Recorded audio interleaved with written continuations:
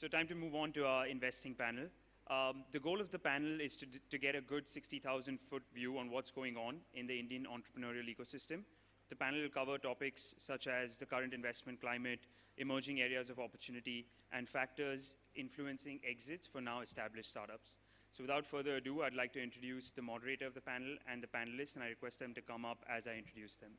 So the panel is moderated by Professor Karthik Hosnagar. Karthik is a professor of technology and digital business at the Wharton School of the University of Pennsylvania.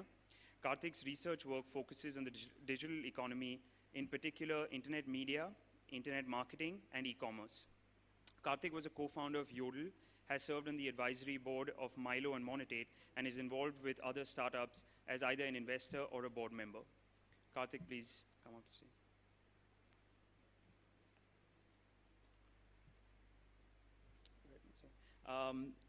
Our first panelist is Mr. Sumit Thadani. Sumit is an entrepreneur and hands-on technology leader with deep product experience and a track record of building amazing products and teams from the ground up. He was a founding member of Presto, LimeWire, and PointZap teams. The next panelist is Mr. Nipun Mehra. Nipun is a technology investor with Sequoia Capital India. His focus areas at Sequoia are commerce and content, amongst others. Some of the companies he works with are Nearby, Daily Hunt, and Urban Ladder. Prior to joining Sequoia, Nipun was at Flipkart, where he led the P&L for general merchandise categories, including books, beauty, toys, and baby businesses. Next is Rehan Yar Khan. Rehan is managing partner of Rise Venture Partners. He's been an entrepreneur since 1992, building 3 companies, and was also closely involved in the establishment of Indian Angel Network and Harvard Angels. He is the co-chair of India VC Association's Manage in India Council and a member of the Venture Capital Council. Next up is Mr. Sumit Modi. He's a general partner at Health Passion Fund, co-founded by Dr. Huz Kharakiwala. He has previously held private equity roles at SL Finance, Primerica BHI, and Rhodius Partners. Sumit also acts as an investor and mentor to promising startups in the education and media space. Last up is Mr. Venkat Nageshwar. Mr. Venkat Nageshwar is currently the Deputy Managing Director in charge of the Global Markets Vertical of State Bank of India. He has vast all-round experience spanning over 32 years covering different aspects of banking. He also sits in the investment committee, heads the FinTech Fund and other sector-agnostic VC funds at SBI. So with that, a round of applause for our esteemed panelist and moderator, and I hand it over to Karthik. Thanks, Ayush. Thank you all for being here. So what I'm going to do is get the conversation started and open it up to questions the last 15, 20 minutes or so. And in terms of themes to explore, there's a number of themes I want to explore today. I'll start off by perhaps comparing the Indian ecosystem with other ecosystems outside, and especially from an investor perspective. So perhaps my first question, I'll pose it to Rehan, who's seated at the center. And this is a question about the scale of the opportunity and what's happening in this ecosystem over the last year. So there's been a lot of reports about a lot of investors putting brakes on investments. Certainly, I don't know about the number of investments, but the size of these investments, the check sizes do seem to have come down. The question is this a temporary blip, or is there a more fundamental issue?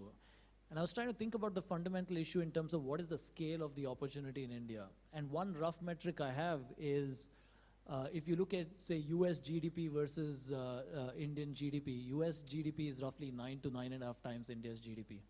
And if you look at the amount of capital that went into the VC space in the US versus India in 2015, in India versus US was roughly about 6 times that of India.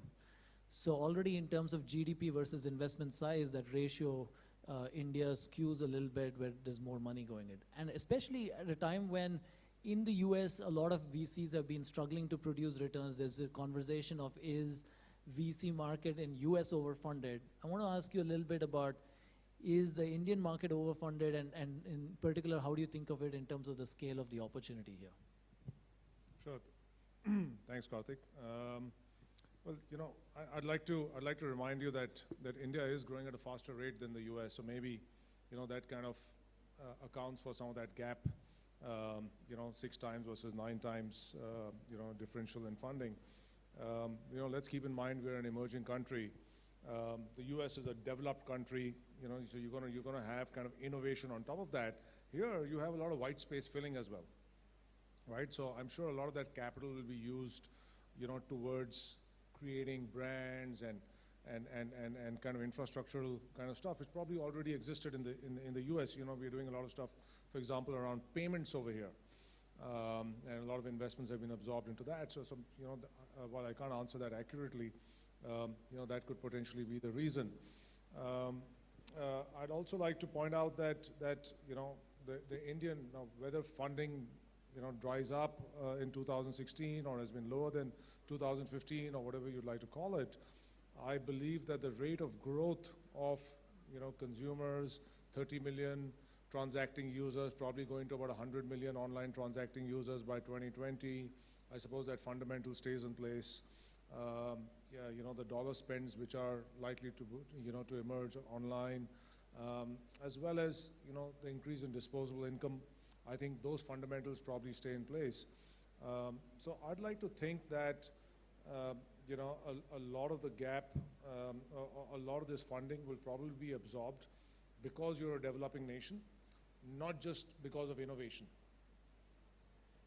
That's a fair point. So your argument is it's growth explains a lot of the gap, and of course the fact that there's more white space here. That's right. I guess one more pushback, and I'll pose this to Nipun to keep the conversation moving, is in terms of profitability, right? So let's say growth accounts for that difference. The question is, for every dollar or 100 rupees invested, are you producing the same amount of profits? And you have an interesting, I guess, shoes here. First, you're at Sequoia, and you guys raise, globally, and so you have to convince an LP that, say, the Indian opportunity is as attractive as, say, the US opportunity. But the other shoes you wear is you're a former Flipkart guy, and so I think profitability is a good question to ask a former Flipkart person. And these are not Flipkart numbers, but I've seen several numbers from multiple companies, and I'll give you one, which you're likely very familiar with anyway, I was looking at e-commerce companies, a number of them, and I saw that roughly the customer acquisition cost in India for these companies is roughly about a fourth of the customer acquisition cost in the US. In contrast, the average revenue per user was roughly a tenth. So it just means you spend some amount to acquire the user, you're not going to get the same amount of revenues here as the US. And so there's this imbalance between acquisition costs versus ARPU. How do you think about the profitability issue in general? I think probably the curveball question, yeah. I think it's as you mentioned, there's a Flipkart hat, there's a Sequoia hat, but honestly, there's just like one India hat, which is the reality of the ecosystem. Yes, CAC numbers have increased, but I think one anecdote from a while ago, I think Flipkart wasn't always in where it is today. Some of it is competitive dynamics force companies to, when you have to spend more on CAC. And yes, ARPUs are lower just because of the macro factors, the stuff that we were talking about. In fact, if instead of GDP, you would have compared GDP per capita, that contrast would have been much, much greater than what you indicated earlier, right? So your ARPUs are coming from that, and your CACs are coming from what is the ability of a company to spend, to buy, to have that customer try. And that's where all the gap is coming from. Now, most people are looking at the end state versus the today's state, and you're willing to take an educated guess that there are things with the way the indicators are moving, there is light at the end of the tunnel. That's sort of why we're all here. Okay, so you both have made cases for, I guess, the case for India, and while acknowledging the challenges here. So again, as I think about from an investment standpoint or a venture standpoint, I think about scale, I think about profitability, and then I think about liquidity as well. The ability to exit investments. And I'll pose this question to Mr. Venkat Nageshwar, because at SBI you run fund of funds, you invest in other venture funds, you have two funds of your own. So how does one think about exits? I mean, it's pretty well known that there are not as many acquirers here as elsewhere. The ability to IPO isn't quite the same here as the US, especially when it comes to the expectation of profitability among investors. So as an, either as a fund, as somebody running a fund, or as a fund of funds, how do you think about liquidity and exiting investments? Yeah, thank you. Thanks for the question, and thanks for having me here. One of the first things, one of the biggest challenges that we have in the VC space is exits. Of course, the initial returns and the exit is something which is very, very challenging, and particularly in the startup space. Today's in the SEBI regulations does stipulate that minimum 50% institutional investors are required. And that's going to be a smaller challenge for the exit route. The second thing that we also look at is when compared to the Western space, what we have, there are various group of investors who can take part in this investment and take over from the original investors, like the endowment funds or the family funds, or even for that matter, pension funds. In India, that's another challenge that we are facing. But as we evolve, as we move forward, things would become easier. But in State Bank of India, when we're looking at venture capital funds, we are mostly in the growth funds. And that's where it's all the more, a bit more easier for us to exit. I see. I'm going to pose that same question to Sumit Modi as well. You're raising an early stage fund. And so for you, the timeline to an exit is even greater than somebody who's a late stage investor or a fund of funds investing in the institutional. So how do you guys justify the exit timelines to LPs and so on as you are trying to raise these funds? So our exit is primarily going to be via sale to other investors. Nevertheless, on a portfolio level, we see a potential to integrate some of the companies that we have invested in. And we are very focused on one sector.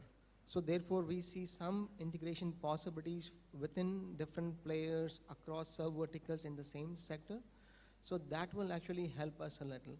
But nevertheless, our exit is going to be via creating stronger startups so that other funds, which are stage 2, stage 3 investors, can buy into our stories. So that is how we're looking to make an exit. Okay. Yeah, Sumit, you have something to add? Yeah, can I just add to that? I think that having spent much of my time in the West, I think the criticism against some of these early exits in the West is that not too many entrepreneurs want to stick it out and create the next Facebook or the next Google. I mean, remember that Mark Zuckerberg had many options to exit before he actually did sort of IPO and create a $200 billion company, right? So if he had exited too early, it wouldn't have resulted in that. So it's a double-edged sword, having a system where you can exit that quickly as well. It creates less of an incentive for the entrepreneur to really stick it out and build a really powerful big company. And maybe that's something that we can take advantage of here. Possibly, but Nipun has a smile that, wish that were the case kind of smile. I don't actually disagree. I just feel like I think there are just you just see companies sticking in the private markets longer. But I think Karthik's question was more motivated from the investor side. But it's good to get both perspectives. I think yes, exits have been fewer in India, but that's not the end state as it should be. Any vibrant ecosystem ends up having greater M&A activity and IPO activity than what we have seen historically. Okay, just to switch gears, I'll move on and stop being the doubting Thomas about the Indian opportunity and move on perhaps to talk about India as it fits in a global context. One thing that's been written about, I forget I read this blog post a year or two back. I'm sure some of you have read it or certainly been in a conversation asking about, India's Google is Google, India's Facebook is Facebook, whereas if you go to China, China's Amazon is Alibaba, China's Google is Baidu, China has its own social networks and so on. And the question is, how will that play out in India? And one could argue that India's Amazon, may eventually be Amazon. It's not clear. India's Uber, it could be Ola, but Uber is again making a lot of strides here. So my question in two parts is sort of looking at how do Indian companies sort of stay relevant when these global companies come in. Rihan, you have an interesting hat as an investor in Ola. And I'm going to come to you. Actually, I have I want to add some masala before I come to you. But first, I'll pose this to Samir Tarani as somebody who's spent a lot of time outside. And how do you think about Indian companies competing with these large corporations from US or elsewhere coming in here? I think that a lot of US companies have tried to make inroads in the Indian market and have not succeeded. I think what's really worked is, like, if you look at Flipkart, they've tailored their model a little bit more towards the Indian side. So, for example, Amazon would never accept cash, whereas they'll accept cash on delivery. So, tailoring the model a little bit towards the Indian way of doing things certainly helps. But compared to China, of course, I think that the reason that the Chinese companies have the reason that there's Alibaba and Baidu and all these things is because of the Great Wall of China. It's a firewall that the Western companies couldn't really penetrate. And I don't think the Indian government's interested or in creating that kind of an ecosystem. So we are going to have to face Western competition here because it's a prize market. People want to compete for this market. And so ultimately, Indian companies are going to have to compete with Western companies, and I would urge them to try and compete with them even on their home turf. And that just means that they're going to have to up their game. They're going to have to innovate more. They're going to have to focus more on quality. And maybe this is a shameless plug for a guy like me that's trying to come into India, but you got to hire talent that's been trained in the West and take the battle to them there. So you talked about the Great Wall of China. There was this pretty interesting news story maybe a month back about Sachin Bansal from Flipkart and Bhavesh from Ola making a case to the government that, hey, we need some protection from the big guys. We want their money, but not their companies, was what was said. When I first read it, I thought, the media is making a big deal out of this. But then I spoke to a few folks and learned that, yes, there was this case was indeed made to Niti Aayog and a bunch of other places. And so, Rihan, you're an investor in Ola. I won't ask you to defend or comment on that. You're welcome to do that. But instead, I'm going to ask you the same question as an investor. When you're looking at markets that are particularly attractive markets for global giants to enter in, and where companies like Amazon and Uber haven't shown an appetite to buy Indian companies, they're kind of saying we'll come in and do it on our own. What could be the unique thing that an Indian company has to compete with those guys? Karthik, it's a good question, and I'd let me draw your attention to two facets of it, right? So if you break down the Great Wall of China in a way, maybe a part of it is government protection, but there are also other forces at play, such as domestic capital markets, right? There's local customization. If you look at WeChat, for example, as an app, and this is very well known, it's extremely different and highly customized to local trends, the red envelopes and those kind of things that you can undertake on that. I think if Indian entrepreneurs are gonna hold out to international companies, and it's been difficult, right? It's been difficult. I remember a great Indian brand, Thumbs Up, right, which all of us used to drink. The entrepreneur, Ramesh Chauhan, had no choice but to sell out because he knew that Coca-Cola was coming with all this capital and would buy out all his bottlers, right? Maybe today he may not have had to sell out because he could have got the support of private equity and venture capital. So on one side, you need the development of the primary equity industry in India. So we have a fairly developed debt industry in India, right, which is supplying capital, but you're going to need a primary equity industry. Most of the equity industry in India right now is secondary equity industry, right? So you have all these mutual funds and portfolio management systems and FIIs, but they're really only making money for investors. They're not putting in primary money. So that has to develop. It has to develop with captive pools of capital. Because look what happened in 2016 is if you look at Series C, Series D, it just vanished, right? Because two players, Tiger and SoftBank, were not investing in 2016 as they were investing in 2015. So that's all fungible capital. One day I like China, one day I like Europe, one day I like America, I put it where I like it. So till we don't get some captive capital, right, that's going to be a challenge, right? Building out these companies and fighting off these international competitors, because capital does play a role. You can't do it the China way, because we are not a sovereign, we are not a control state, right? We are a democracy, so setting up all these kind of sovereign funds to tackle this problem is not the answer. We're going to have to find a capital market way to do it. Can the government play a role in helping develop these institutes? It can, right? We did it on the debt side, right? Quite a lot of debt institutes developed. I would shudder to think what would happen to India if we were only at the mercy of international financial debt institutes, right? The second part of it is, the customization, the localization. Entrepreneurship is fairly young in India. It started off with all these copycat models, maybe because venture capitals and the guys who wanted to fund these companies were most comfortable with that. Hey, did this work in America? Let me fund it in India. Did this work in China? Let me fund this in India. Thankfully, a lot of those didn't work, right? So people are now saying, hey, let me start looking at fundamentals. Now with that, entrepreneurs are going to get down into customization. They're going to ask themselves, I think Kunal, alluded to that, what does the Indian customer want, right? And get down very deep into that. And hopefully, by understanding that and having their think tank here, whereas possibly Uber's think tank or XYZ's think tank is still in the US, they might get an edge over these companies. So I think these are the two defenses that they can develop in the long run. It's going to take some time to develop that. I think 5 years on, you're going to see, far more successful companies, companies competing far more successfully. I think we saw that in the past. If you look at Naukri, it held out against Monster. If you look at,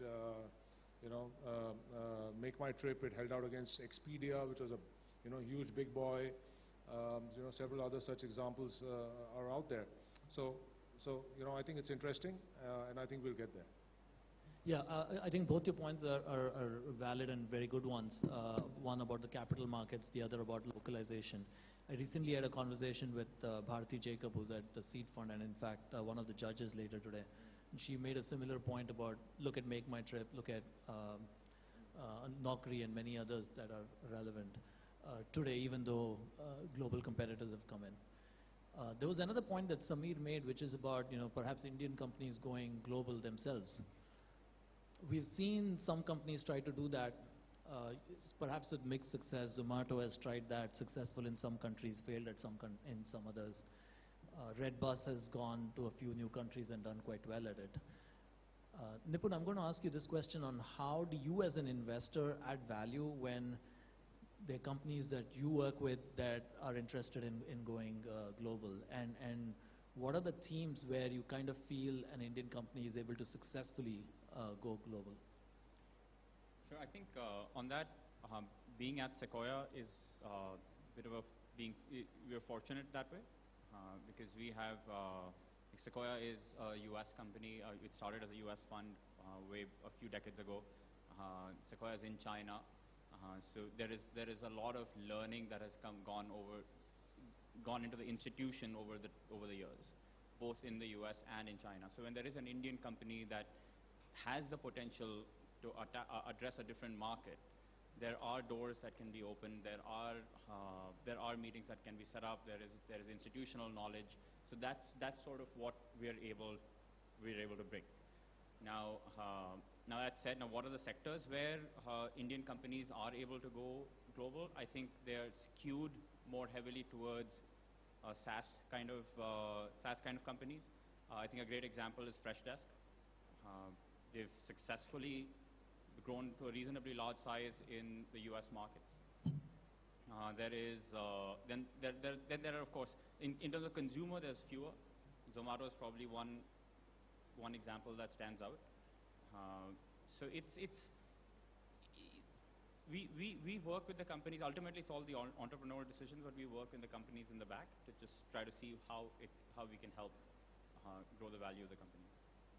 Now, software as a service seems like a natural place where you could create a product for a global market, do it efficiently out of India, and perhaps be able to market it from here, if not sell from here. But there are many other markets, services based like Redbus, that have again successfully gone global.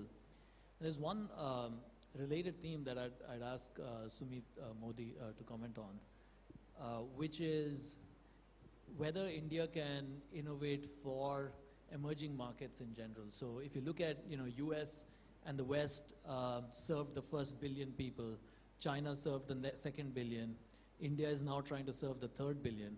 And the question is, who's going to serve the fourth and the fifth billion? And maybe it's going to be local entrepreneurs.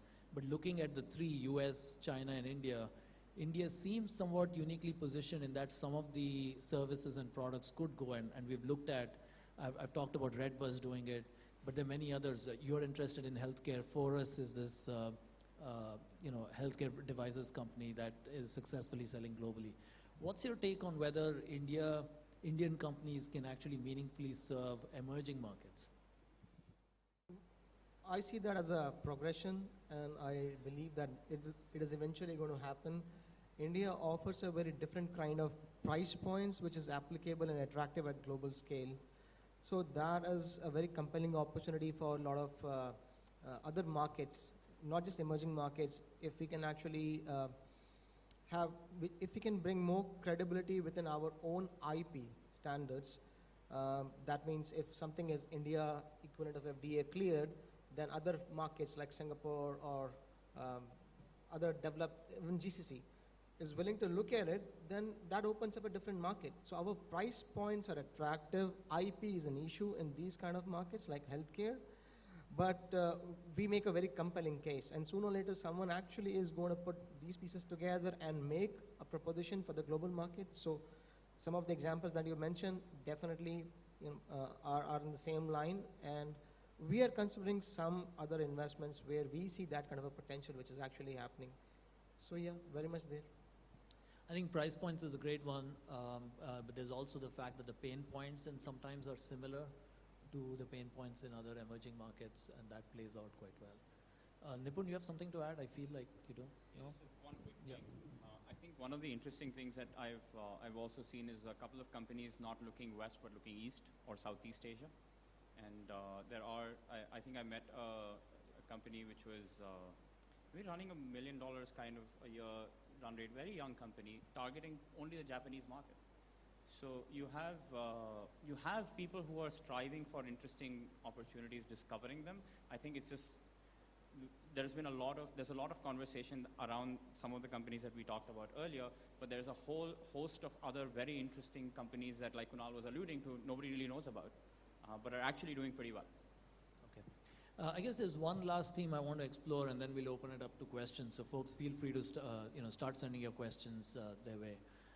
The last theme I want to explore is around the economy in general. So perhaps one slice of it that I'll get into is how UID was rolled out, and then payments has been rolled out, and now mobile wallets are taking off. What does that mean in terms of new people who are entering the formal economy, and is that really relevant only from a policy standpoint, or is that relevant from a VC and entrepreneurial standpoint? Perhaps I'll pose this question to Rihan, and then I have a broader question for Mr. Venkat as well. Sure, it's a new, emerging, and very exciting platform. Will entrepreneurs take advantage of it? I think they will. There will be a number of apps, that will be built on top of this platform. Have we seen those yet? I don't think we've seen too many of those come up as yet. I think we've seen a little bit of eKYC happen, and let me say that's a big thing, right? As an investor in a fintech company, we haven't yet implemented the eKYC, but let me tell you how we do KYC right now, right? We go and we collect all these documents from this company, from these people who have to sit and collect those, put those documents together, and then give them to us, and we scan them, and we kind of run that process. It's very expensive, and it's time consuming. If you introduce eKYC, and I believe we're going to go live in about 2 months with that, the entrepreneur tells us that's going to happen in seconds. I'd gone to the Reliance Jio store. I don't know if anyone's gone and got a Reliance Jio SIM. If you haven't, you must try and get it. You literally get it in 60 seconds, right? You just go there, you give your Aadhaar number and put down your fingerprint, and boom, they give it to you. There's not much more to be done. So I think, number of interesting applications will come on top of that, in multiple domains. I think the time efficiency alone around some of them will make it worthwhile. Will we get separate applications making use of that? Maybe, maybe not, but I think a lot of existing ones will start making use of India Stack. Yeah, in fact, Nipun and I were talking earlier about one such app, PhonePe, which is founded by a Wharton alumnus, Sameer Nigam, and was acquired by Flipkart and doing quite well. I guess on that note, and perhaps going a little bit broader, I'll ask Mr. Venkat, your take on, you sit at SBI, so you have unique visibility, and you're involved with the Treasury as well. So what's your prognosis for the economy in overall, and certainly demonetization has a role to play in that conversation as well. Before answering this, let me tell you one particular point.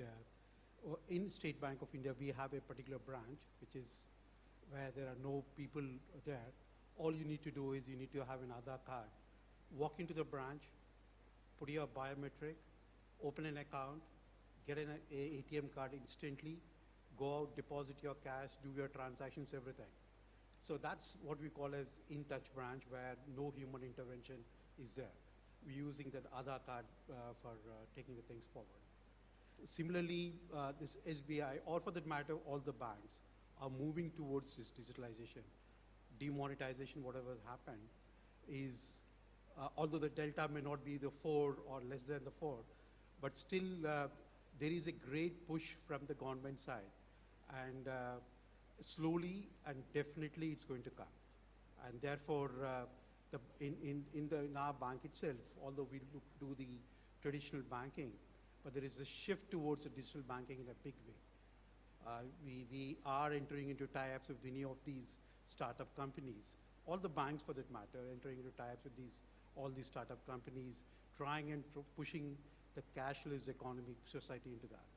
So not just financing the corporates, not just financing the startups, it's also entering and partnering with them, giving them financial services like what we have done in case of Bangalore, some of the branches that we have opened, which is exclusively for startups.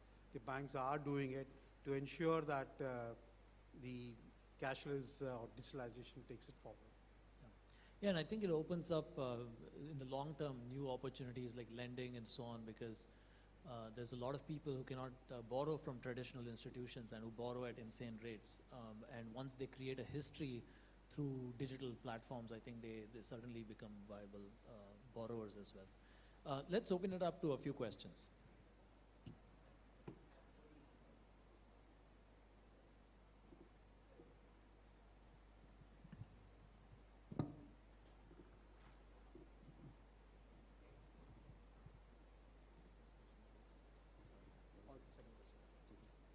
Yeah. So the first question that has come in from the audience is that there has been a lot of discussion on the consumer startups. What are your thoughts for investing in the B2B space and the scenario in India?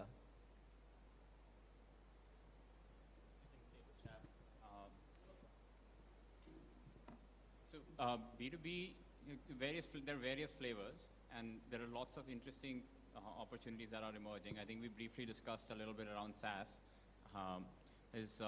Because there's a unique proposition of being able to create the software and also sell it from India with some aid from the US. So that model in the B2B space has worked. We see B2B, or maybe B to small b in payments. We see there's recent trends in B2B commerce. As someone who's spent a large part of my career in e-commerce, I was interested in how B2B commerce might take place. And especially with effects of things like demonetization or upcoming GST, there's a natural push towards more digital payments, more credit, and so on. You see opportunities in that space. There's business services that are also emerging, And each of these is actually attacking a fairly large market. Like, for example, some B2B commerce companies might be attacking a market that you would measure in percentages of GDP. Like, you don't encounter those kind of markets very often. And even though margins are wafer thin, and that's where technology comes in. Time will tell how some of these areas will play out, but there are definitely lots to be done in the B2B space in India and B2B from India for the rest of the world. I guess I have one quick note to add there. Besides being a Wharton professor, I'm an angel investor in over a dozen startups, and one area of interest has been SaaS. One of the things I've noticed in the SaaS area is that institutional sales in India is just extremely hard. The sales cycle is longer, and the ticket sizes are smaller. And I found that really the advantage here is on the supply side, being able to build for less. And then the challenge is then how do you sell? And companies like Freshdesk, as you said, have been able to successfully sell sitting here without setting up sales through marketing and so on. But it works in certain cases, but whether it translates all across SaaS is the question. But the other model is the Infosys model, which is you build here, maybe you actually go build sales forces and go and sell. And I've not seen anyone do it yet, but I don't I don't see why it cannot be done. I think Dhruva is an example of that.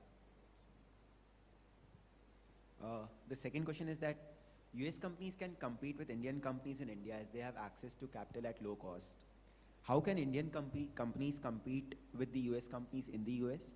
And should there be some sort of protection provided to Indian companies in India, as has been the discussion recently?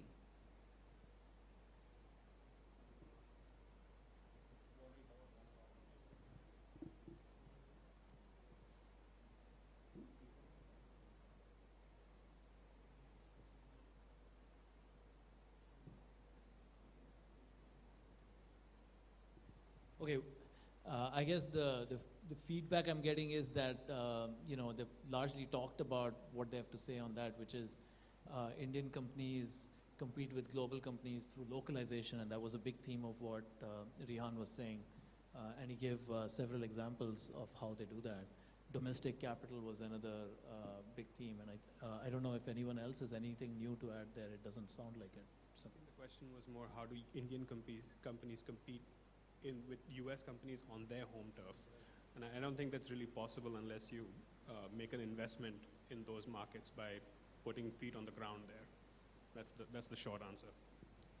Yeah, so I'll again use SaaS as an example, and I'll say that one thing that Indian companies that are competing with global companies have been able to do is one, offer price points that US companies have simply not been able to offer for those same SaaS products. The other thing they've been able to do is offer customization that, again, US companies have not been able to offer because they can build at a lower cost. They can offer a lot of customization. So some of the startups I've worked with that have successfully sold and won contracts while beating incumbents in the US who've been doing it for 5 years have done that through customization and offering unique features custom built for a client.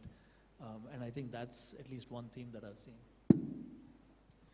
The next question that we have for you, and it's open to all of you, is as MBA students, we are all looking into careers into VC. What advice would you have for someone who's looking into entering that field at this point?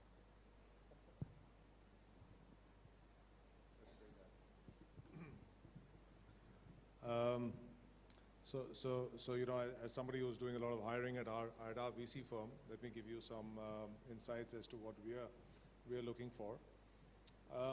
We think that as you progress on your route to becoming a partner, right, which is when you're really responsible for investments, in the VC industry in particular, because it deals so much with early stage, with such early companies, and you sort of have to have a feel for the passion of the teams, and then after that you have to be able to work very closely with the teams.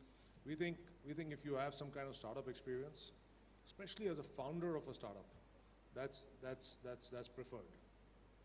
If you were part of the early team of a startup, that's pretty good too. The other side of it is I think as a VC partner, you have to be great at fundraising, right? So you've got to be an out-and-out salesperson. And I think the same, for you to go and get great deal flow. So I think being an extrovert and being a salesperson, that really helps too. If you're like this introverted, geeky person and you think, hey, I only have to give money, right? That's really not what the job is about. You have to go out, you have to go and win deals, you have to market yourself, and you have to do that in front of LPs and investors who are extremely spoiled for choice, right? So, and entrepreneurs are spoiled for choice.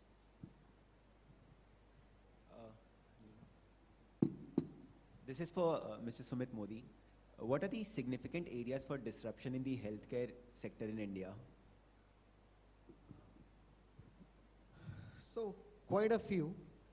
As a matter of fact, if you look at it, till now, a very small amount of capital has gone into the early stage healthcare investing. In last 6 years, it's close to $330 million, and out of which $230 million has gone only into 5 startups. So the disruptive forces in the healthcare space they have not consumed so much of capital so as to clear a certain hurdle and grow into a force. And therefore, we see a large potential for that. It can be smart devices, which is globally applicable to the way treatment can be done more effectively. For example, switching from X-rays to microwaves so as to detect cancer. So there are multiple sub-verticals where disruptions can actually happen. I'm not talking about the e-commerce of healthcare, I'm talking about the actual healthcare startups. So the ecosystem is actually seeing a lot of interest. It's a $100 million vertical with annual inflow of less than $50 million in startups. So you can imagine what is the potential. So yeah, we see a very big potential in different sub-verticals. So Sumit has talked about opportunities in healthcare. I'll ask each of the panelists to perhaps talk about the one opportunity or sector going forward that excites you the most, and to keep the conversation moving in just one line, what is the sector and why, just very briefly. To all the students, what I can say is there are so many opportunities available in the country. Dream big, take calculated risks. We are always there. As a bankers, as investors, we are there with you.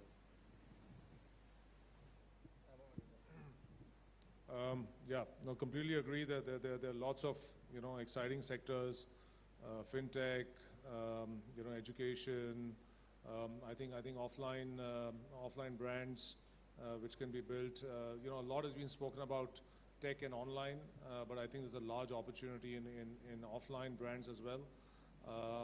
And one particular theme which I'd like to draw your attention to, which I think is highly relevant these days in India, is that as you have smartphone prices falling and you have data prices which are falling, is the next 100, 200 million people are now coming online, and their income levels are significantly lower than the first set of people that came online. So they're going to need a whole new set of products and services. So they typically, for example, can't consume an Uber or an Ola. They can't maybe consume first-hand products. So you're going to have to create something for them. So that's a large landscape that's potentially emerging. Yeah, again, hard to disagree with either of what you said. In fact, on that note, there's a company that I'm involved with called Daily Hunt, which is focused on the next sort of the regional language content businesses. And actually, one of the themes that we've learned from there is how content is swiftly shifting towards mobile, and it's pretty crazy. In fact, we've recently I think content in like the next 5 to 10 years could be another very interesting theme. It's struggled, the medium news notwithstanding, but apart from the stuff that has already been added, I'm just adding to that, which is content and commerce are both, I think, ripe, and they will continue to be disrupted. I look at this from what's hot in the US right now, and of those things that are hot, what's most relevant to India. And I think that the blockchain technology comes to mind as one area that's very hot in the US that can be very relevant to India. And the other area that's becoming kind of hot in the US that it could potentially become a platform as big as mobile is today is augmented reality, virtual reality, and mixed reality. So those are very disruptive things that can change the way how everything is done. The next question is basically 2016. In 2016, people were talking about sort of a bubble bursting in India. Was it really a bubble bursting and the market saturating with the Indian startups? As in, what is the opinion of the panel on this situation? This is sort of what we started with. I don't know if someone wants to add anything over what Rihan said in terms of the growth being really there, and therefore the opportunity is there. There's a lot of white space. I mean, not much to add to that. Yes, 2016, admittedly saw a large slowdown in funding over 2015. And I think that was largely due to, as the panel spoke about, the withdrawal of some large funds, from the Series C, Series D space. And that definitely has had its effects. Will that sort of dampen the story going ahead?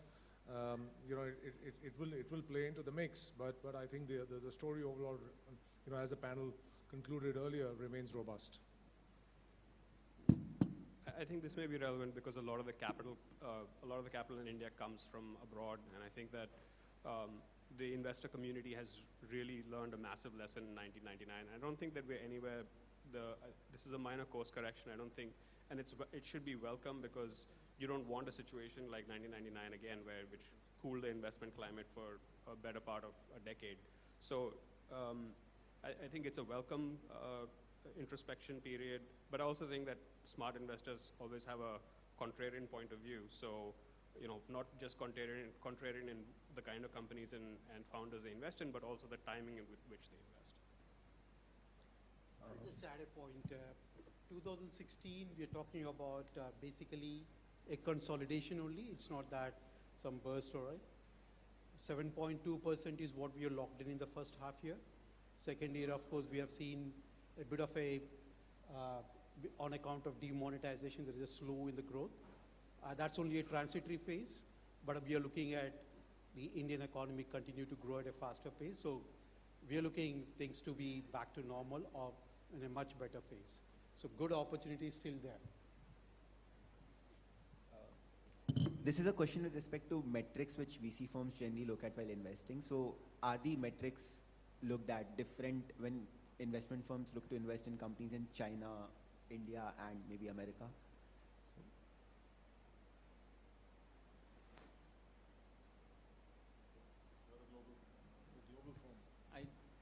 So there is fundamental business metrics that I don't think change whether you're which geography you're in. There are dynamics of the local geography that matter. If it's a consumer company, if it's an e-commerce company, I am looking at CAC. If I'm looking at LTV. I'm trying to figure out what's driving a particular company to grow faster than others and what cost it's coming. If it's a SaaS company, you're looking at different metrics. So it's not like there's a template for one. There's a template that a VC company will look for or whatever. But at the same time, there's common business fundamental common sense metrics which you would look at anyway. I have one point to add there. So on the angel side, I'll say till last year or even early this year, people used to look at the early mover companies. And as of now, more and more people are looking at the defensibility of the business. What are your USPs and how can you defend your business when other competition kind of comes in and grows onto you? So those are the few aspects that has to be taken into account.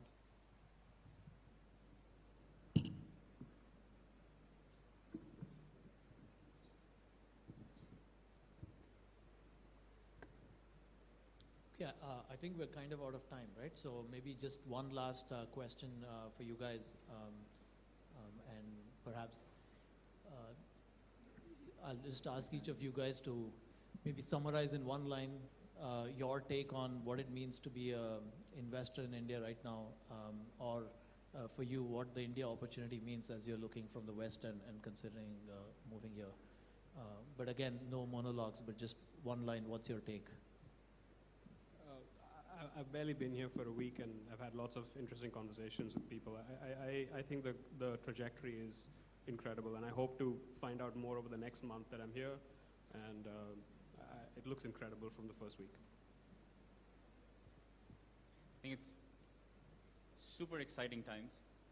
And looking ahead, in the kind of horizons that we operate in, it sometimes feels like a kid in a candy store, but on other days it may feel exactly the opposite. You know, as someone who set up a venture capital firm 3 years ago, I think what's especially exciting for us is that maybe in 10, 15 years, you will see some very large, domestic venture capital firms emerge. Is there an opportunity to build, like a Blackstone of India, a KKR of India, a Carlyle of India? There probably is. There will be some large equity financing institutions that will be built.